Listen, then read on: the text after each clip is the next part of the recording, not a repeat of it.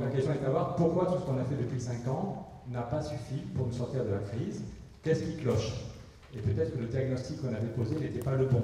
Si depuis 5 ans vous êtes suivi par un médecin et que votre maladie est en train de s'aggraver, vous allez lui dire, docteur, est-ce que le diagnostic était complet? Est-ce qu'on n'est pas passé à côté d'une partie du problème? Et je crois qu'on est passé à côté d'une partie du problème. La crise qu'on vit n'est pas juste une crise bancaire, c'est quelque chose de plus global. Et pour poser le bon diagnostic, c'est cette courbe qui est la plus importante. C'est la dette totale aux États-Unis depuis 1952, la dette hors secteur financier. Par rapport à tout à l'heure, la différence, c'est qu'on n'a pas mis la dette des banques, mais seulement la dette des ménages, monsieur et madame tout le monde, des collectivités locales, des entreprises, non, sauf les banques, et de l'État fédéral. Et on voit que la courbe, il y a vraiment deux parties très différentes. Il y a une partie qui est flippante, on voit qu'il faut de plus en plus de dettes pour de moins en moins d'effets, que c'est devient très inquiétant. Mais la bonne nouvelle, c'est qu'il y a eu 30 ans, où il n'y avait pas besoin ni de dette privée, ni de dette publique pour nourrir l'économie. Donc il ne s'agit pas d'idéaliser cette période.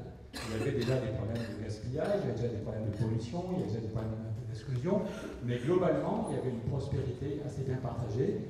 Et pendant 30 ans, jusqu'à l'arrivée de Ronald Reagan, c'est très très clair, ce qui a cassé la cassure, c'est l'arrivée de Ronald Reagan en 81. Il n'y avait pas besoin ni de dette privée, ni de dette publique. Et pourquoi est-ce que tout d'un coup, pourquoi est-ce qu'il y a eu ces 30 ans de prospérité sans avoir besoin de dette? C'est parce qu'il y avait des règles sociales. C'est que ce qu'a fait Roosevelt après la Deuxième Guerre mondiale, ou ce qu'avait fait en France le Conseil national de la résistance, Stéphane Hessel n'est plus là, hélas, mais tous ceux qui avaient connu la crise de 29 et qui avaient connu la barbarie ont compris, en Europe comme aux États-Unis, qu'il fallait des règles sociales. Que la main libre du marché, ça ne marchait pas, seulement pour les 1% les plus riches. Et donc on avait mis en place des règles qui ont marché pendant 30 ans. Donc vous voyez, ce n'est pas une vue de l'esprit. Cette courbe, elle est importante pour dire que ce n'est pas nous, juste quelques humanistes, qui pensons qu'on pourrait inventer un modèle différent. Pour de vrai, pendant 30 ans, il y a un système qui a fonctionné dans toutes nos économies sans avoir besoin ni de dette privée ni de dette publique. Et pourquoi ça a marché? C'est qu'il y avait des règles. La règle la plus fondamentale, c'était ce que disait Ford, il faut assurer le plein emploi, il faut que tous ceux qui le veulent aient un boulot, et deuxièmement, il faut que les salaires augmentent chaque année comme la productivité. Ford disait, chacun de nous comme patron aurait tendance à bloquer les salaires pour améliorer les bénéfices, c'est tout à fait logique, mais il disait, si on bloque les salaires, on n'aura pas de clients supplémentaires l'année prochaine. Or, ce n'est pas l'humanisme, c'était bêtement du business. Il disait, je veux avoir des clients supplémentaires, donc il faut que tout le monde ait un boulot et que les salaires augmentent chaque année. Et il disait, si je suis le seul patron à augmenter les salaires, je peux tenir pendant 1 an ou 2, et après ça, je me plante. Donc Ford disait, il nous faut des règles collectives pour assurer le plein emploi et augmenter les salaires chaque année dans toutes les entreprises. Au début, on a pris pour un charlot, ça a donné la crise de 29.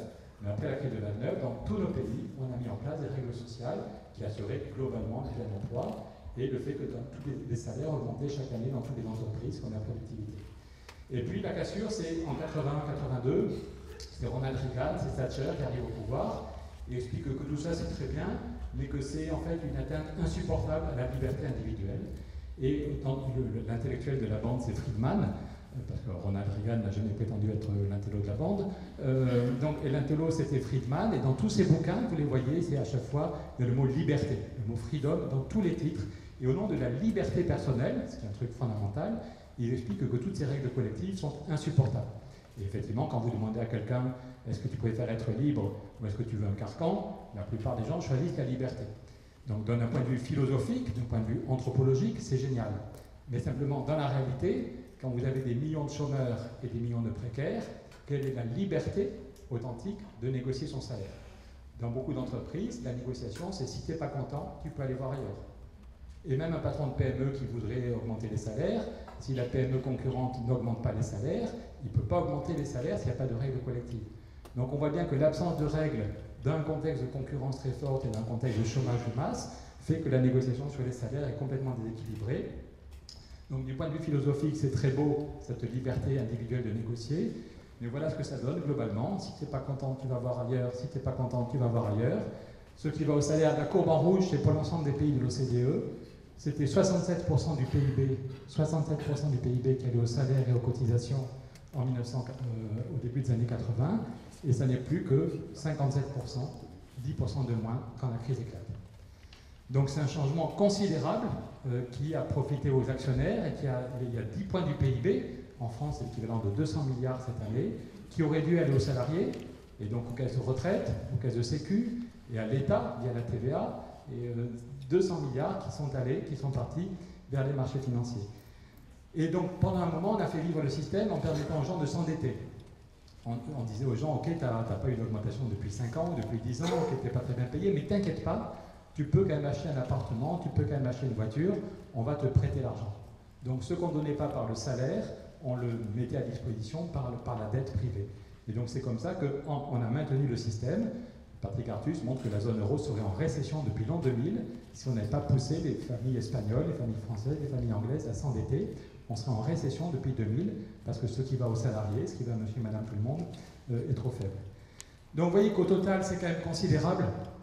En 30 ans, c'est 150% du PIB qui aurait dû aller aux salariés, aux caisses de retraite, aux caisses de sécu, et qui sont partis vers les marchés financiers.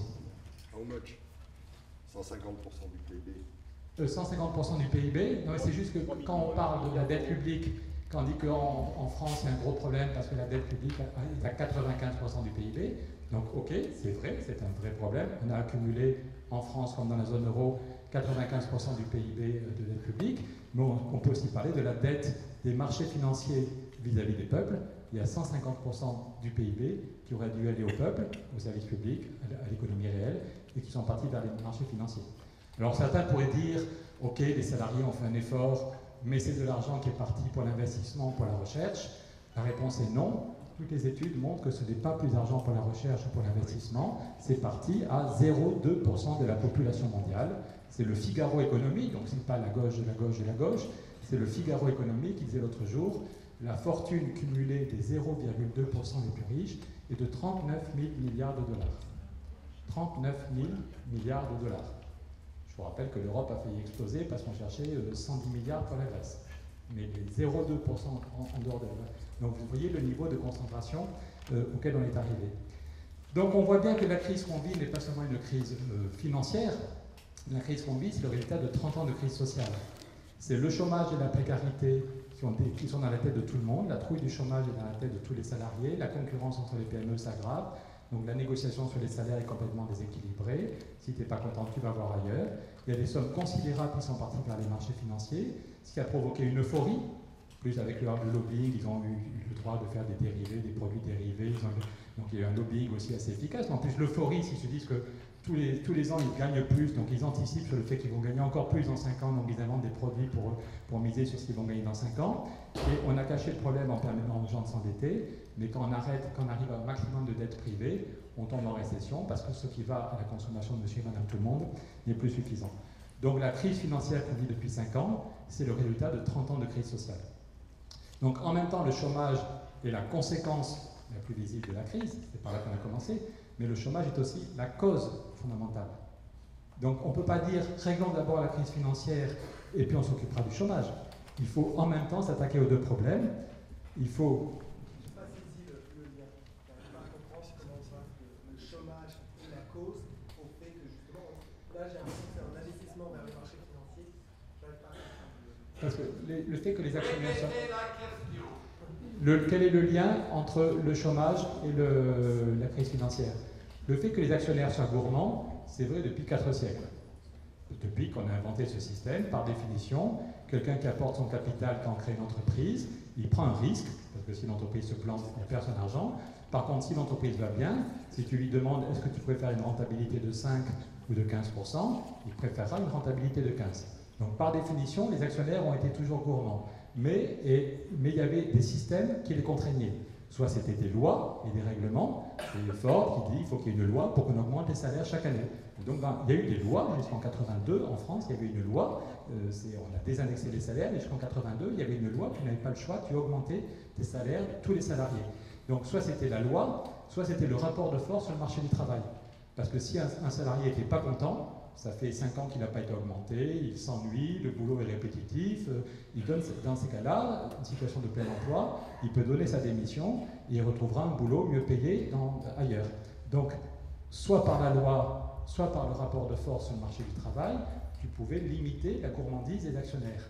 Or, si en même temps tu supprimes ces lois et si en même temps, pour des raisons sur lesquelles on va venir, le chômage augmente il y a 3 millions de chômeurs et des millions de précaires et les gens à la trouille, tu n'as plus donc du coup les actionnaires peuvent s'en donner à cœur joie. Surtout qu'en même temps ils sont en train de s'organiser avec les fonds de pension, avec l'informatique, et qu'il y a une internationale des capitaux, plus le fait que tu peux déplacer les entreprises, alors que par contre l'internationale des salariés, tu vois, le premier livre de Pierre Mendès France en 1930, il explique qu'il y a une course de vitesse entre l'international des capitaux et l'international des peuples. Et que si on veut éviter la barbarie, il faut que ce soit l'international des peuples qui gagne et qu'on crée l'État-Unis d'Europe. Et le problème, c'est qu'aujourd'hui, en 2013, on voit bien l'international des capitaux. Moi, j'étais pendant 11 ans chez Accenture, je vois bien comment les grandes entreprises se mettent ensemble, sont super efficaces, on prend des avions, on se retrouve à New York, on bosse pendant 3 jours. Donc l'international des actionnaires, l'international des fonds de pension, l'international des grandes entreprises pour faire de l'optimisation fiscale, elle existe. Par contre, l'international des syndicats et des salariés, on est très loin pour être gentil. Donc tu vois le déséquilibre de la négociation.